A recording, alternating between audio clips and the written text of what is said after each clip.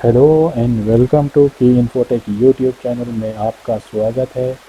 और साथ ही साथ मैं आपका स्वागत करता हूं एक्सेल के हमारे सफ़र में बेसिक से लेके एडवांस तक। दोस्तों, हमने लास्ट लेक्चर में देखा था कि किस तरीके से टेबल को डिज़ाइन करते हैं, किस तरह टेबल क्रिएट करते हैं और किस तरह से स्लाइसर का इस्तेमाल करके डेटा को सॉर्ट करते हैं। ठीक है दोस्तों, तो आज का हमारा टॉपिक है पिवोट टेबल। पिवोट टेबल में होता क्या है? पिवोट टेबल में जो है हमारा जो टेबल होता है उसे हम कस्टमाइज करके अपने हिसाब से रिपोर्ट जनरेट करा सकते हैं। मतलब हमारे पास 4000 5000 रोज़ का डेटा है। उसमें से मतलब फॉर एग्ज़ाम्पल अगर मैं कहूँ कि हमारे पास कोई मतलब शॉप है जिससे हम सेल और परचेज़ करते हैं और हमारे काफ़ी सारे कस्टमर हैं। हम चाहते हैं कि ऐसे मतलब रेगुलर कस्टमर का डेटा निकाले, या 6 महीने में या 4 महीने में सबसे ज़्यादा किसने माल हमारे पास से ख़रीदा है उसका डेटा निकाले। तो उसके लिए हम लोग यूज़ करते हैं पिवोट टेबल।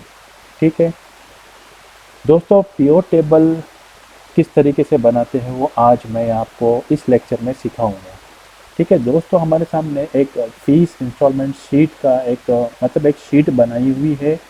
सबसे पहले हम लोग क्या करेंगे, इस शीट को मैं सिलेक्ट कर लेता हूँ हेडिंग के साथ।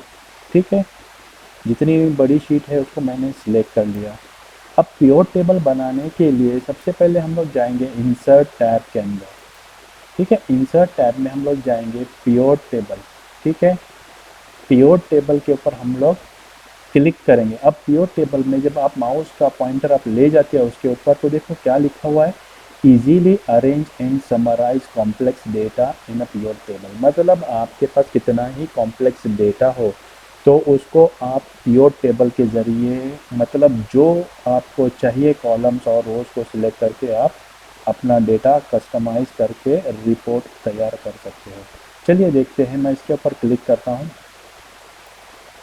जैसे ही मैंने इसे क्लिक किया मेरे सामने एक क्रिएट पिवोट टेबल का डायलॉग बॉक्स जो है वो ओपन हो गया।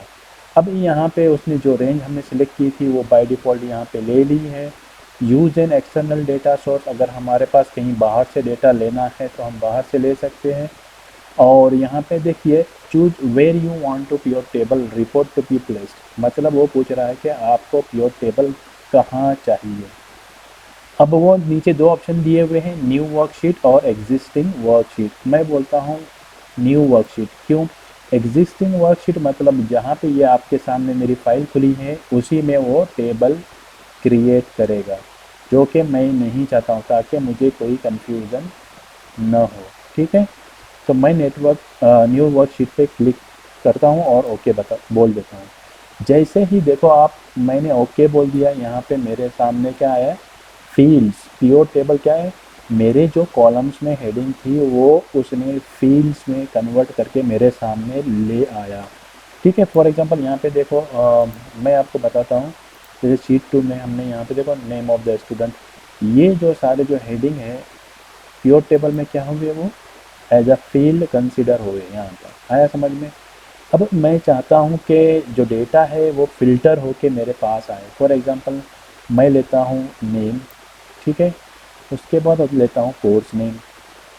ठीक है, अब यहाँ पे जब आप देखते हो जैसे नेम यहाँ पे आया, कोर्स नेम यहाँ पे आया, या तो फिर मैं कोर्स नेम को कॉलम में ट्रांसफ़र कर देता हूँ तो ये कॉलम वाइज मुझे बताएंगे मेरे पास कितने कोर्सेज थे। ACC, BCC, DTP, टैली, ये सारे कोर्सेज मेरे पास मौजूद थे। इसके बाद मैं चाहता हूँ कि कितने लोग ने पेड किया है और कितना बैलेंस बाकी है। तो यहाँ पे देखो सारों का डेटा मुझे यहाँ पे लेकर आ गया है। आया समझ में? सारों का डेटा लेकर आ गया।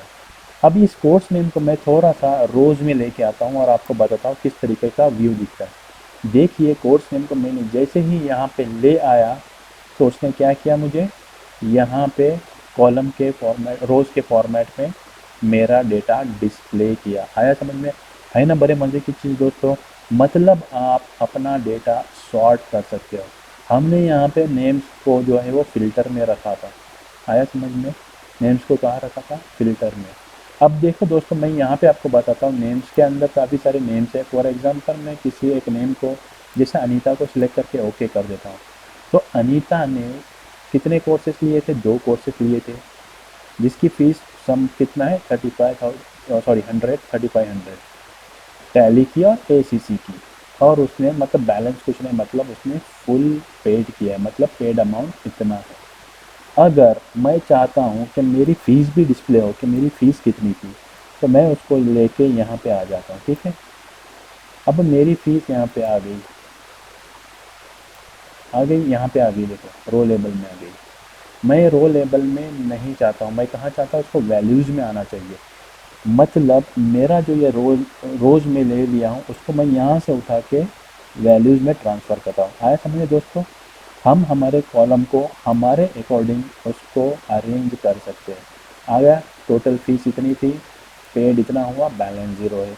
इस तरीके से मैं किसी और को लेता हूँ, अंकुश को ले लेते हैं। अंकुश ने 2 कोर्स किए थे, जिसकी फ़ीस थी 3200, पेड हुई है 2100, बाकी है 1100।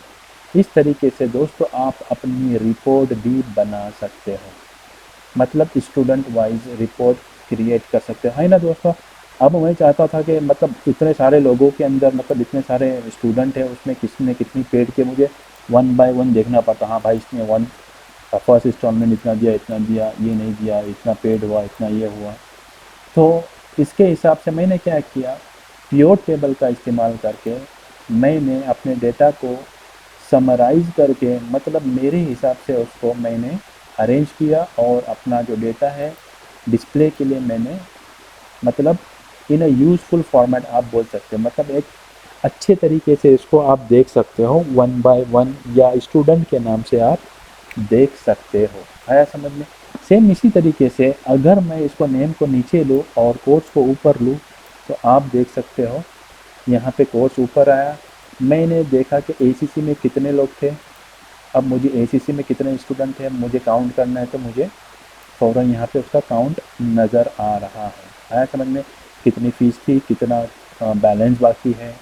यहाँ पे देखिए दोस्तों, ये कितनी अच्छी बात होती है कि यहाँ पे हमको टोटल फीस इतनी थी, मतलब इतना होना चाहिए था, अभी हमारे पास इतना जमा है और इतना बाकी है खाना। आया समझ में? है ना बड़ा यूज़फुल पीओ टेबल। इसके अलावा मैं अगर इसको थोड़ा सा और शिफ्ट करके मैं आपको बताऊँ, मैं एक काम करता हूँ, कोर्स को भी मैं नीचे ले लेता हूँ। जैसे मैंने नीचे लिया, नेम को उसके नीचे ले लेते हैं, ठीक है। अब एसीसी के अंदर इस तरीके से भी, इस फॉर्मेट में भी आप कर सकते हो। यहाँ पे देखो प्लस माइनस का बटन होता है, मिनिमाइज़ किया, यहाँ पे मिनिमाइज़ किया।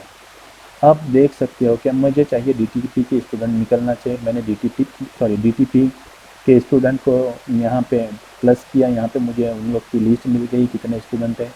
जब भी मैं इसको सिलेक्ट करता हूँ दोस्तों, देखिए मैंने इतने सारे सिलेक्ट किया है, मुझे गिनने की भी ज़रूरत नहीं। एक्सेल इतना स्मार्ट सॉफ्टवेयर है कि आपको मतलब हर चीज़ तैयार करके देता है। आप यहाँ पे देखिए काउंट, 9 लोग। आया समझ में? आप गिन सकते हो 1 2 3 4 5 6 7 8 9। आया समझ में? मतलब आपको अगर फॉर्मूला नहीं भी लगाते हो तो एक्सेल आपको काउंट करके देता है। दूसरी मज़े की चीज़, और एक चीज़ मैं आपको बता दूँ, यहाँ पे देखो, यहाँ पे 33,000 यहाँ पे टोटल बता रहा है। मैं इसी को सिलेक्ट करता हूँ, 9, यहाँ पे देखिए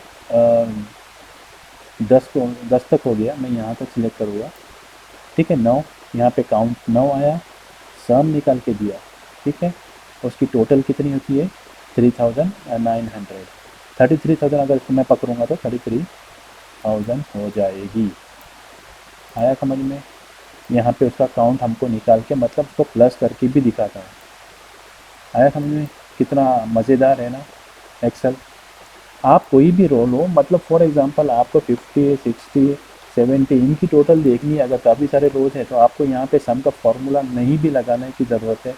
अगर आप सम का फॉर्मूला लगाते हो तो भी यहाँ पे जितनी सम दिखा रहा है 180, इसी तरीके से यहाँ पे वो 180 करके बता देगा। आया समझ में? जो कि आने वाले लेक्चर में हम प्लस माइनस मल्टीप्लाई डिवाइड हर चीज़ का फॉर्मूला देखेंगे। क्लियर है दोस्तों इतना? किस तरीके से हम लोग बना सकते हैं पिवोट टेबल। आया समझ में? किसी को कोई क्वेश्चन इसके बारे में हो तो आप कमेंट बॉक्स में मुझे कमेंट करके पूछिए। या तो फिर ईमेल कीजिए keyinfo.edu@gmail.com। और साथ ही साथ अगर आपको ऑनलाइन ट्रेनिंग भी चाहिए एक्सेल से रिलेटेड या किसी और टॉपिक से रिलेटेड, तो भी आप मुझे ईमेल के ज़रिए पूछ सकते हैं।